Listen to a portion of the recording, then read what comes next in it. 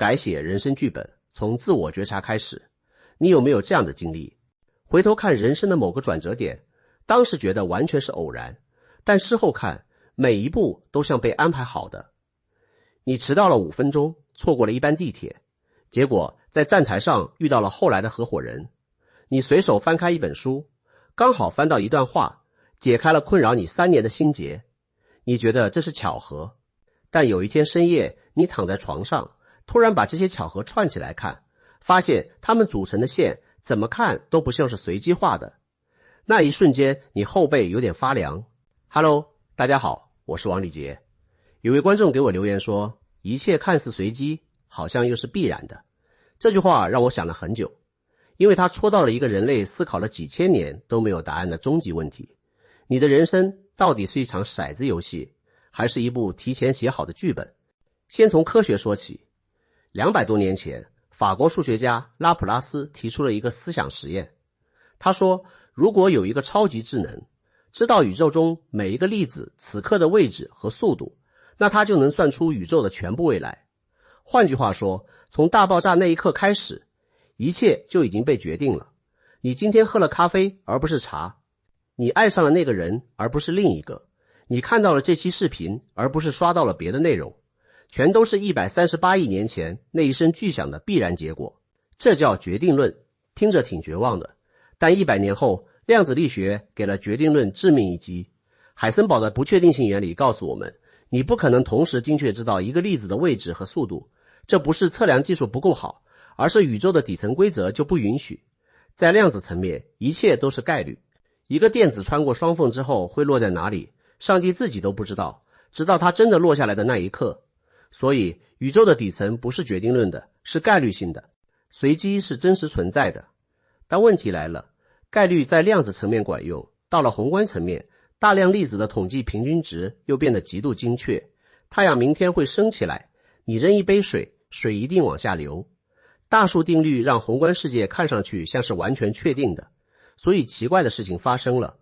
微观层面是随机的，宏观层面看起来是确定的，中间层面呢，就是你和我的人生这个尺度，恰恰是两者交织的地方。混沌理论有个著名的比喻叫蝴蝶效应。气象学家洛伦兹在1972年提了一个问题，巴西的一只蝴蝶扇了一下翅膀，有没有可能在德克萨斯引发一场龙卷风？答案是有可能。不是说蝴蝶有什么超能力，而是在非线性系统里，初始条件的微小差异会被指数级放大。你的人生就是一个混沌系统。你今天早上多睡了3分钟，这个微小的变量可能在10年后把你的人生推向一个完全不同的方向。所以科学给出的答案不是随机或者注定2选1，而是两者都是，取决于你在哪个尺度看。我自己就有一个特别深的体会。2015年，我投了一家做固态激光雷达的科技公司，叫何赛科技。当时做这个决定的过程充满了随机性，缘起于我在硅谷组织的一次创业者聚会。后来何赛科技上市了，你说这是随机的吗？那个聚会确实是偶然的。你说这是注定的吗？那天聚会来了20多个创业者，我只投了其中的3家，为什么没有投其他人？更宏观的来看，10多年来我一共投了300家科技初创企业， 97% 都失败了，只有 3% 成功了。那我投资何赛科技的成功退出是偶然，还是足够大的样本下的必然？你把镜头拉远到宇宙尺度，大数定律主导，一切看起来是必然的。你把镜头推进到你具体的某一天，某一个选择，量子涨落和混沌效应让结果充满不确定性，而你的主观体验恰好夹在这2个尺度中间，所以你才会觉得这一切好像随机，又好像注定。不是你的感觉出了问题，是你生活的这个尺度本来就是随机和必然的交汇处。说完了物理学，我们再换一个视角。我在之前的视频里讲过，唯识学把意识比作一个有8个层次的系统，最深的一层叫阿赖耶识，它像一个巨大的种子仓库，存储着你所有行为和念头留下的痕迹。我把它类比过大语言模型的参数， AI 有10000个参数，这些参数不是知识本身，而是知识之间关系的几何形状。人也一样，你的阿赖耶识里存着的种子不是具体的记忆，而是你对世界的倾向性反应模式。种子决定了你遇到同样的事情时，大脑会给出什么样的预测和反应。这就是为什么有人天生怕蛇，有人天生对音乐敏感，有人反复陷入同一种类型的痛苦关系。不是因为有什么神在安排，是你的种子在自动运行。从这个角度看，你的人生确实像是注定的，因为种子在塑造你的每一个反应。但种子又不是固定的，种子生现行，现行熏种子。你今天做了一个跟过去不一样的选择，这个新选择本身会种下新的种子，改变你未来的反应模式。我说过一句话，你的钱包余额是剧本决定的。我也说过，愿力可以改写代码。这两句话看似矛盾，其实不矛盾。剧本决定的是你的默认路线，是你不做任何主动改变时，种子自动运行的结果。愿力改写代码，是你主动觉察到这些种子，然后选择种一颗不一样的种子。听到这里，你可能会说，好，那我努力修行，努力改变不就行了？但有观众提出了一个更深的问题，如果连你想改变的这个念头本身也是种子自动生出来的呢？如果你能开悟，那说明你的阿赖耶识里本来就有觉醒的种子，说明你之所以能改命，是因为改命这件事本身就写在你的剧本里。你以为你在开挂，其实这个卦也是系统预设的。这个问题，说实话，在逻辑上无法反驳。你仔细想想看，是不是有一种被困住了的感觉？它就像一条莫比乌斯环，你以为自己从正面翻到了反面，走着走着发现反面其实还是正面。你以为你跳出了命运的框架，但跳出这个动作本身可能就在框架之内。神经科学也在追问同样的事情。上世纪80年代，神经科学家利贝特做了一个著名的实验，他让受试者自由选择一个时间按下按钮，同时记录大脑的电信号。结果发现，在你意识到自己想按按钮之前几百毫秒，大脑已经开始准备这个动作了。也就是说，你以为是你决定了要按按钮，但你的大脑比你的意识更早做出了这个决定。这个实验曾让很多人感到恐惧，他似乎在说你的自由意志是一个幻觉。不是你在做决定，是你的大脑内部的推理模型在做决定，然后让你产生了我在做决定的错觉。但最新的研究对这个结论提出了重新解读。认知科学家舒尔格早在2012年就在美国国家科学院院刊上发表论文，提出了一个全新的解读。他说，利贝特实验中大脑提前出现的那个电位信号，并不是大脑已经做出了决定，而是一个随机造生的积累过程达到阈值的结果。就好比你在犹豫要不要从沙发上站起来，内心的冲动慢慢累积，到了某个点你就站起来了。这个累积过程本身就是你的决定过程，不是什么外部力量在替你做主。所以大脑比意识早几百毫秒开始行动，这件事并不能证明你没有自由意志，它只能证明你对自由意志的理解可能太简单了。自由意志不是一个瞬间的开关式的决定，而是一个持续的动态的过程。这也是佛学说的正念的科学基础。正念不是在决策的瞬间做出控制，他做的事情更早，他通过持续的觉察，改变那个积累过程的方向和阈值。你不是在最后一刻按下暂停键，你是在更早的时候就调整了整个内在的运作方式。而且量子力学还藏着一个更深的启示。我们前面说了，量子世界的粒子在被观察之前处于所有可能状态的叠加态，只有当你观察它的时候，它才坍缩成一个确定的状态。关键是观察的方式会影响坍缩的方向，你用什么样的方式去看，它就呈现什么样的结果。把这个放大到你的人生尺度，你会发现一个很有意思的对应。你的阿赖耶识里那些种子，在你没有觉察它们的时候，就像量子叠加态一样，按照默认的概率分布自动运行。你的恐惧、你的执着、你的反应模式，它们自己就在那里转，你甚至不知道它们在转。但当你开始觉醒，开始观察自己的意识、自己的念头、自己的行为模式的时候，你就像那个对量子态进行观测的观察者。你的观察本身就在影响那些种子往哪个方向坍缩。所以那个与生俱来的初始化剧本，真正开始被改写的起点，不是你做了某个惊天动地的决定，而是你开始观察自己的那一刻。觉醒不是终点，觉醒是观测的开始，而观测在量子物理的语境里，本身就是参与创造现实的行为。你以为你只是在旁边看着自己的念头，但你的看已经在改变念头的走向了。说到这里，我们前面把阿赖耶识的种子类比成大语言模型的参数，顺着这个类比再想一层，你会发现一件很重要的事， AI 不能改写它自己的底层代码。你去问 ChatGPT， 它不能打开自己的源代码然后改一行，但是 AI 的训练过程可以改写它的参数，每一轮训练都是用新的数据去微调那些参数，让模型下一次遇到类似的输入时给出不一样的输出。人也一样，你改不了这个世界的底层代码，你也改不了物理定律，你甚至改不了你已经种下的那些种子，但你的觉察就是你的训练过程。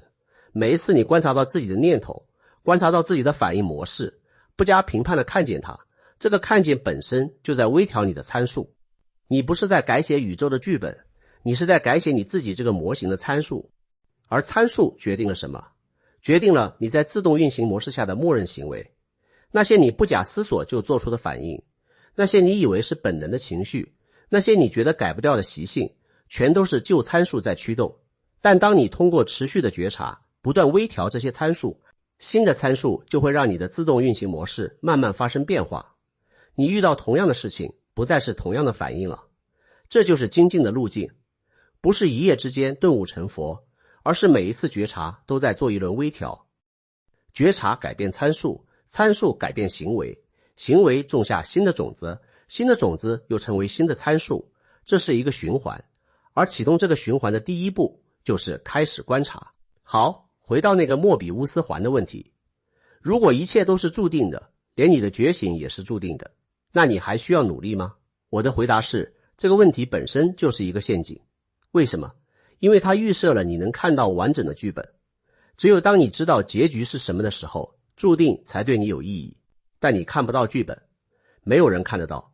你不知道你的下一秒会发生什么，不知道你明天会遇到谁，不知道你的觉醒会不会在这一世发生。在这种完全的未知面前，注定和随机在你的体验层面是等价的。换句话说，就算整个宇宙真的是一台精密到极致的机器，一切从大爆炸那一刻就已经被决定了，但只要你身处其中看不到蓝图，那这台机器对你来说就跟纯粹的随机没有任何区别。停下来想一想，这才是这个问题最精妙的地方。它不可证明，也不可证伪，但它的不可证伪恰恰给了你自由。既然你永远无法确定你的努力是自发的还是被安排的，那你唯一理性的策略就是假设你的选择有意义，然后全力去活。想象两个人都不知道人生是不是被注定的，一个人说反正可能是注定的，那我就躺平吧。另一个人说反正不知道是不是注定的，那我就当它不是，全力去活。你注意到了吗？躺平这个选择本身也是一种选择。如果一切都是注定的，那你的躺平也是注定的。可如果连躺平都是注定的，那你就心甘情愿接受躺平的后果。如果你真的知行合一，全然接受，那也没毛病。但是大部分人，我相信是不甘于平庸的，索性不如去尝试另一条路，那个更鲜活、更充满希望的路。这就是我一直在说的愿力。愿力不是一种迷信，也不是一种自我欺骗。愿力是你在看不到剧本的情况下主动选择的叙事方向。你不知道命运有没有主线，但你选择活出自己的版本。如果未来超过了你的预期，那就是改命成功。如果未来没超过预期，至少你认真活过了每一个当下。有观众说，自由意志的真正定义不是必须做，而是选择做。我可以不做，但我愿意做。这句话说到我心里了。真正的自由不是证明你的选择不受任何因素影响，那是不可能的。真正的自由是在所有因素的影响之下，你依然感受到自己在选择，你依然愿意为这个选择负责。佛学其实很早就给出了一个极其精妙的答案。佛家不说一切注定，也不说一切随机。佛家说因缘和合，因是种子，缘是条件。种子是相对确定的，但缘是不确定的。同一颗种子在不同的土壤、不同的气候、不同的时间播种，长出来的东西完全不一样。你的阿赖耶识里存着无数颗种子，哪颗种子会在什么时候被激活，取决于你遇到什么样的缘。而你主动创造的每一个新行为，每一个新念头，都在改变着这个因缘的场。你不是在对抗命运，你是在调整条件。打个比方，你手里有一副扑克牌，牌已经洗好了，顺序已经定了，这是你的种子，你改不了，但你可以选择出牌的策略。同样一副牌，高手和新手打出来的结果完全不同。牌是确定的，但怎么打不是。你的种子是你过去行为的总和，你改不了已经种下的种子，但你可以选择在什么时候以什么方式去回应他们。这就是缘的力量。所以不要问你的命是不是注定的，你应该问的是，在这些你看不见的种子之上，我还能创造什么样的缘。神经科学家埃弗斯提出了一个概念，叫可变决定论。他说，我们既是被决定的，同时也是自由的。你的大脑确实受到基因、环境、过去经验的塑造，但在这些塑造之中依然存在变异的空间。这个变异的空间虽然可能很小，但它足以让你种下一颗新的种子，而一颗新的种子就够了。这就是通过觉察去改写你这个碳基 AI 模型参数，再通过更新后的模型参数驱动未来的自动驾驶行为的含义。我一直鼓励大家，如果你此刻对人生满意，那太好了，安住当下，享受每一个刹那。如果你心有不甘，你觉得你值得更好的人生，那就发一个大愿。那个愿不需要合理，不需要现实，它只需要真诚。